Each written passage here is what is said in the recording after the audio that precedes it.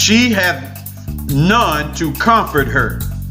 All her friends have dealt treacherously with her. They are become her enemies. You got the Israelites, they walk with white people. He's just mad. No, you walking with your enemies, don't even know it. I'm trying to warn you. Well, you don't understand. We've been friends since high school. Okay.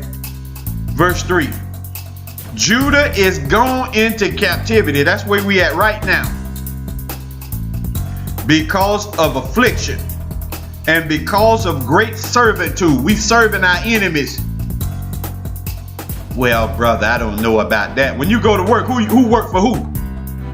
Who's giving who the orders? Don't you play games with me, sucker. She dwelleth among the heathen nations, and they kicking her teeth out. She findeth no rest wherever we go. We always being pressured. We always being discriminated against, pushed around. All her persecutors overtook her between the straits. Let's skip down to verse 5 and continue. Her adversaries are the chief. Not us, they the chief. We the Indians. We go to them, they tell us what to do. They the chief. Her enemies prosper. They got all the money. They got all the land. They got all the businesses, not us. When your children graduate, they got to go knock on somebody else's door. Those people don't come knock on your door for a job. See, the Lord making it where you understand who you are, Israel. It's time to wake up out your sleep.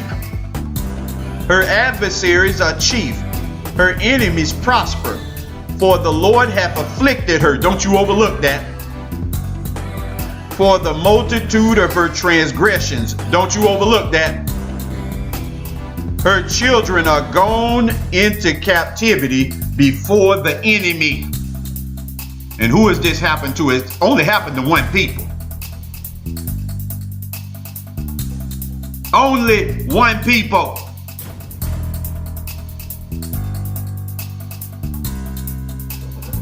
The fake Jews ain't been captive to nobody. They done stole our identity and they lying to the world about who we are and who they are. We are the true children of Israel. And we need to be preaching this to our family in the Sunday churches to get them out of there. Well, I talk to them and they won't come. Hey, you got to use a strategy. Just like you put different baits on the fishing line to get fish. Hey, you got to know how to fish. Let's go to Ezekiel 7. Right next door, Ezekiel 7, verse 21. The Lord telling you what he done to us. Ezekiel 7:21, and it reads, and I will give it into the hand of strangers for a prey. That's his land and his people. And to the wicked of the earth for a spoil. And they shall pollute his land and pollute his people. And who is that? It's the Europeans. Aren't they doing it? 22. My face will I turn also from them. The Lord said, I'm going to turn my face from my people. So when they going through all this hell, I ain't going to be looking. Because the Lord loved his people so much, if he looked at them, hey, he might come down and destroy the enemy. So he said, I'm going to have to turn my face away while they get this whipping. And they shall pollute my secret place, the Europeans. For the robbers shall enter into it and defile it, and they have, and still are to this very day.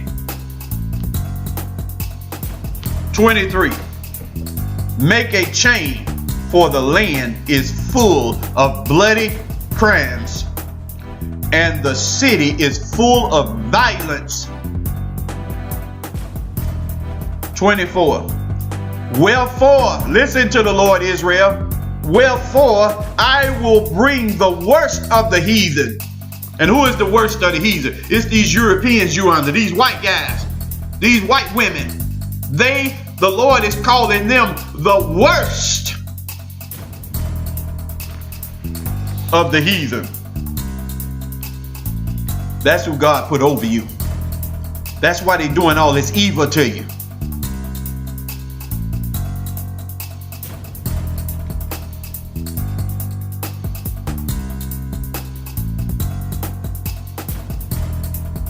I'll never forget the time I was working on this job. I'll share this.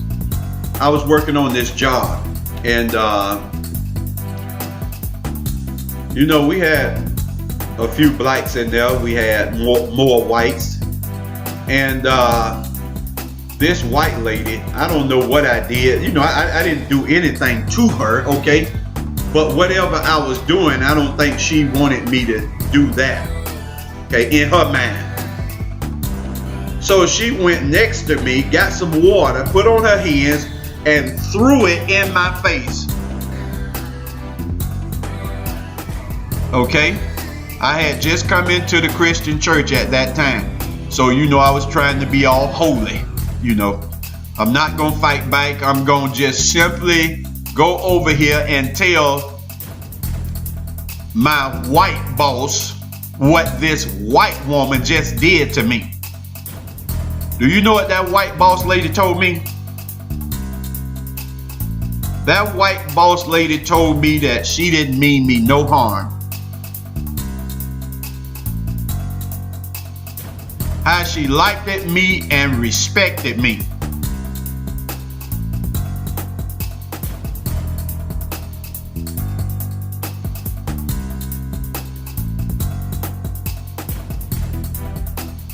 Bottom line, they didn't do nothing to her for that.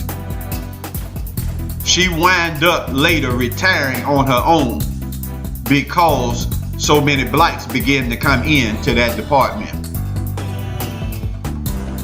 And I don't know what I was at that time, probably 21, something like that. And all of these different things happened to me over time. And not just to me, but other blacks. And I knew something was wrong. I just couldn't figure out, what is it? And here I'm going to church, and they telling us in church, you don't have to keep the law. You don't have to keep the commandments. Love everybody. And later on, because I sought for the truth. That's the way I've always been. Not one of these kind who just want to hear about tragedies and stuff like Israel do. Hey, I always sought the truth, me and my wife. And the Lord saw to it that we found it. And I said, okay, now I understand. I went all the way back to the beginning of when I started working and being involved in Christianity. And man, as I just thought about everything that happened to me, it all made sense. And where did I get the truth from? This book. You see, it all made sense to me why they was treating us like they were. Why they had this utter hatred for us. It all made sense. Used to go to the library and see all the books on slavery. And it was just horrible.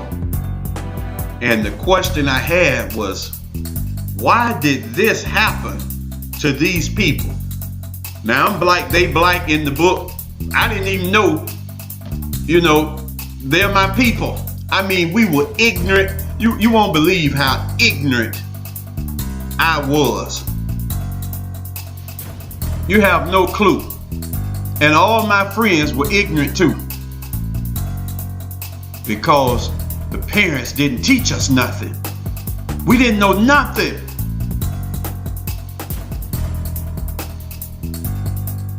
But it all made sense once I understood the truth of this Bible. So brother, what you gonna do? I ain't gonna do nothing to them, because this same Bible told me that God got an appointed time to deal with these whites. So I don't have to do nothing to them. I don't have to fight them. I don't have to do anything to them. I'm not gonna raise my hand to them, because the Lord himself is gonna do it. I said the God of Israel is gonna do it.